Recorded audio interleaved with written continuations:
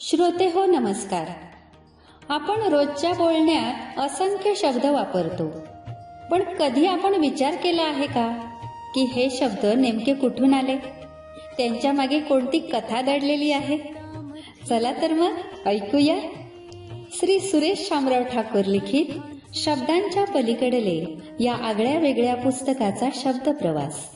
शब्दांची ही सफर ऐकताना तुम्हालाही आपल्या मराठी भाषेची समृद्धी, वैभव, सौंदर्य आणि तिच्या मागचा संस्कृतीचा ठेवा नव्याने जाणवेल. चला तर मग या सुंदर आणि रंजक शब्द प्रवासाला सुरुवात करूया. शब्दांच्या पलीकडले. जमीन दोस्त आणि बेचिराग या दोन्ही शब्दांचे मूळ आहे फारसी आणि मूळ आहे नैसर्गिक किंवा मानवी आपत्तींमध्ये. जेव्हा भूकंप, वादळ वारा, महापूर ही पंचमहाभूते पृथ्वीवर थैमान घालतात, तसेच एक देश दुसऱ्या देशाचा ज्यावेळी क्षेपणास्त्राने, बॉम्ब वर्षावाने गळा घोटायला जातो, त्यावेळी हे दोन्ही शब्द जन्माला येतात.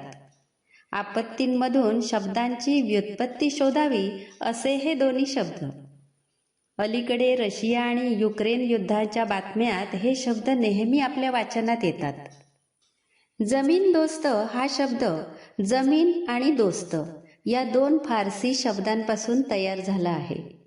जमिनीला आपल्या मातृभाषेच्या माहेरी भूमी, धरती, धरणी आदी अनेक भगिनी आहेत.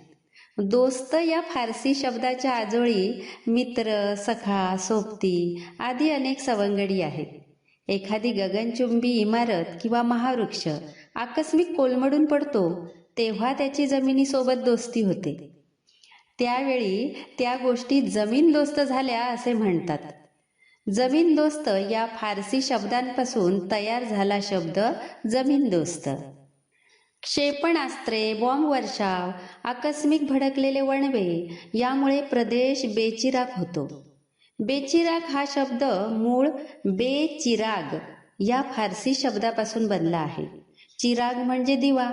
ज्या प्रदेशात घर नाही, कोणीही चिराग लावत नाही, असा प्रदेश म्हणजे बेचिराग प्रदेश.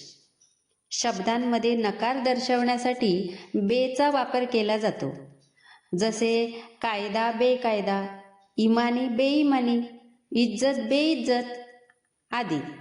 यावरून फारसी भाषेत शब्द तयार झाला बेचिराग. मराठीत ग चा ख करून शब्द तयार झाला बेचिराख. कदाचित आपल्या मराठी भाषेतील राख रांगोळी शब्दातील ख हा ध्वनी त्याच्यासोबत आला आणि मातृभाषेला शब्द सापडला बेचिराख.